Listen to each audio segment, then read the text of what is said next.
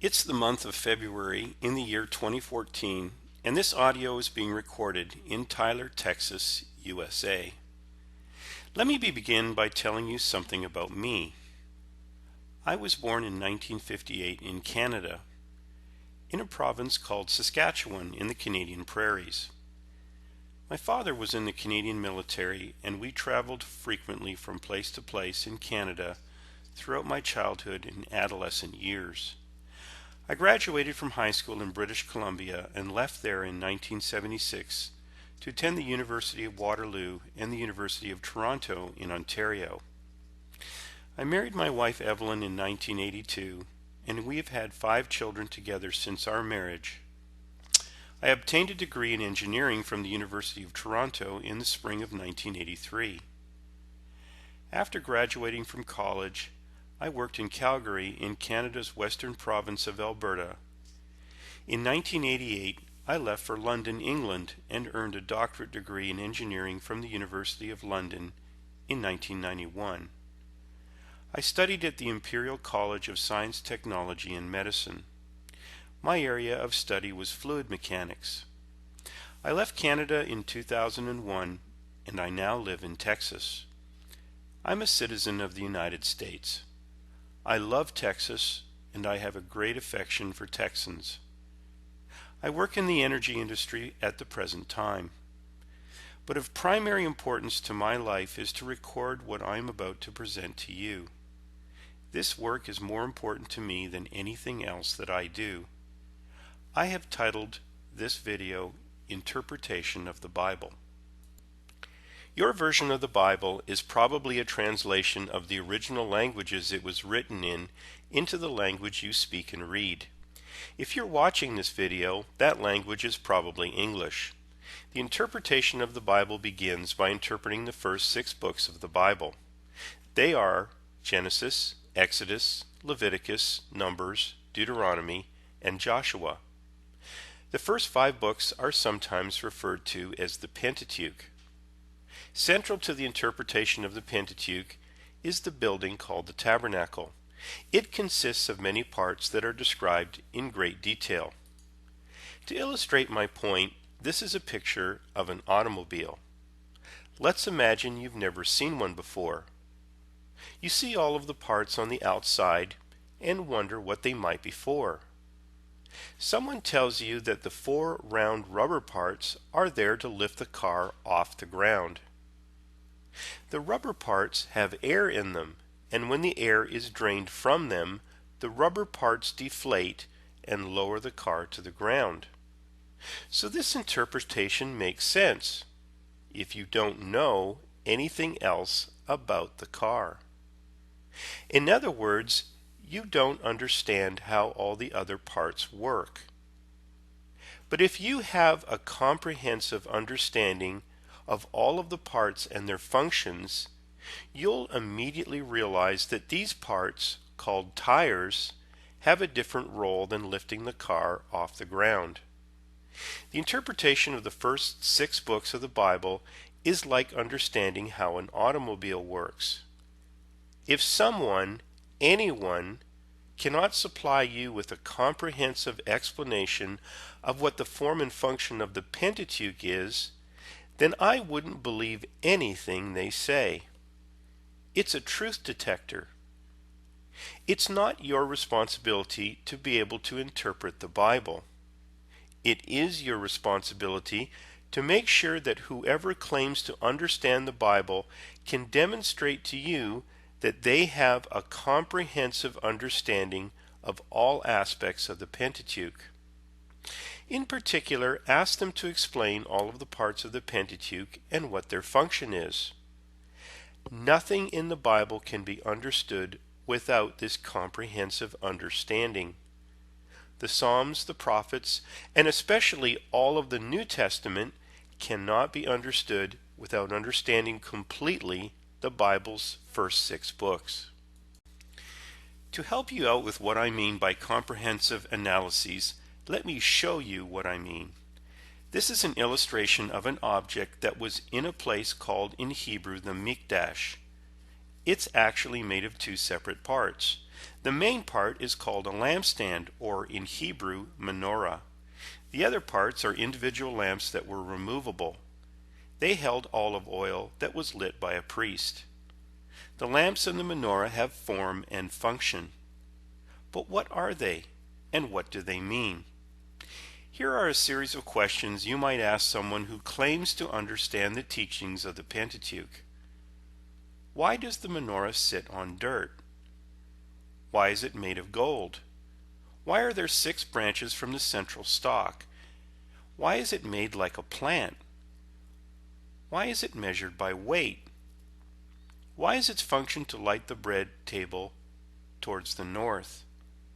Why was it covered in a blue cloth when it was transported to a new location? Christians will recognize these words from Revelation chapter 2 verse 1. The church at Ephesus is addressed by the one who walks among the 7 golden lampstands. How can anyone say they understand what this verse might mean if they cannot answer simple questions like the ones we have just listed? You should insist anyone who claims to represent any organization that claims to know what the Bible means provide you with a complete and convincing explanation of what the first 6 books of the Bible mean. I have been blessed to have been able to read very good Pentateuch interpreters over several years. I have read their work at the Turpin Library at the Dallas Theological Seminary. The first 6 books are the foundation of the Bible. A foundation does not require anything else apart from itself. The Hebrew Pentateuch interpreters like Rashi, Rambam, and Ramban are excellent starting points for interpretation. 2 modern Jewish interpreters that have outstanding interpretations are Jacob Milgrom and Michael Fishbane. There are many others. Jacob Milgrom was a professor at the University of California at Berkeley, and his work, in my opinion, is peerless. Of course, his work is based on the interpretation of the great Hebrew interpreters of the past. These are some of the good Gentile Hebraists. Their form of interpretation is to accept the Masoretic Hebrew text of the Pentateuch as written and simply interpret what it says as a foundation writing. Unfortunately, many Christian interpreters have forced their own interpretation on the foundation writings in the Pentateuch to fit their own interpretations. Gordon Wenham says, "One often feels that the commentators, sure that these ancient texts have a message both for Old Testament times and for today, are guessing wildly in an attempt to make the text relevant." 2 examples he gives are 2 Christian interpreters from the 19th century. One example Wenham cites is Bonner, who believed that sheep were clean because they remind the believer that the Lord is his shepherd, but that pigs were unclean because they are pictures of men wallowing in the mire. Another is Kyle, that Wenham says believed that sin offerings were instituted for putting an end to the separation between man and God created by sin. Both of these beliefs are false and lead to false interpretation of the Pentateuch. Many commonly held beliefs about the rituals of sacrifice they interpreted are still believed today. Inevitably, this interpretation of the Pentateuch leads to a false interpretation of the New Testament. Jacob Milgrom and other good Pentateuch Hebraists give an accurate interpretation of the sacrifices and what they mean. So how do you get a connection between the Old and New Testament? Is there a connection? Yes, there certainly is. This is the New King James Version's English translation of the Gospel of Matthew chapter 13, verses 34 and 35. The 2 verses have the Greek word that is commonly translated into English as parable. It says that Jesus spoke to the multitude in parables, and he only spoke in this way. Jesus was fulfilling a prophecy about himself. In other words, he was doing what the Old Testament said he would do. The New Testament Gospels are full of Jesus' parables. They are like stories that must be interpreted to understand a meaning. They can be thought of as parallel accounts of something that happens. This is just like someone telling you about something you were not present to see or hear about. This happens in law courts every day. Someone gives an account of what happened. Most of the people, like the judge and the attorneys, were not present at the actual event. They give a parallel account of what happened so that a judgment can be made. The New King James Version translators say that this verse is parallel to Psalm chapter 78 verse 2. You will note that it's not a precise transliteration of what Matthew says. This is how parallelism works. In fact, it's never intended to be exactly the same. Greek words can never be exactly the same as Hebrew words, and vice versa.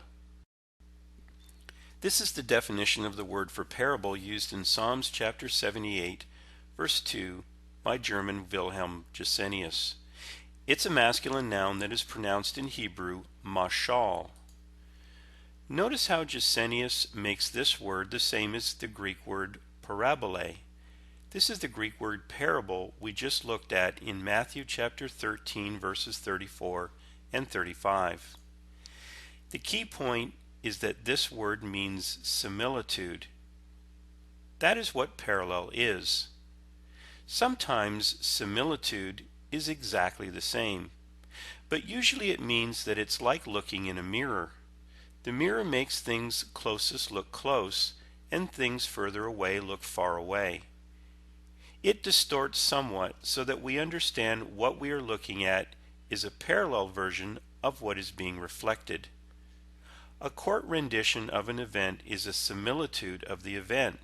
It's not an exact replica. What if I was to tell you that the world you live in is a copy of an actual world? This is exactly what scientists are showing us in modern science.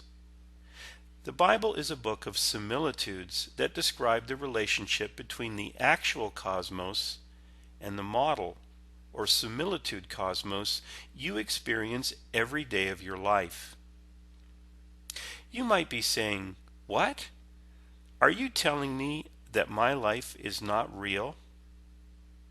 Well, it seems real to you, but quantum mechanics shows us clearly that what we perceive as real is actually a manifestation from somewhere else. The Bible's true interpretation says the same thing. This is the New American Standard Bible's English translation of Hebrews chapter 9 verse 9. It describes the tabernacle that is written about in the Hebrew Pentateuch as a symbol for the present time. The word symbol is the Greek word for parable. It's a similitude for the present time, what we call now. After searching everywhere I know about, I've never found a comprehensive interpretation of the Pentateuch. That's why we formed Shomerei Hamashal. Shomerei Hamashal can teach you a comprehensive understanding of the Pentateuch. We have these teachings in video format, or you can attend classes at our headquarters in Tyler, East Texas. If you would like more information, you can go to the website listed here and text us your request.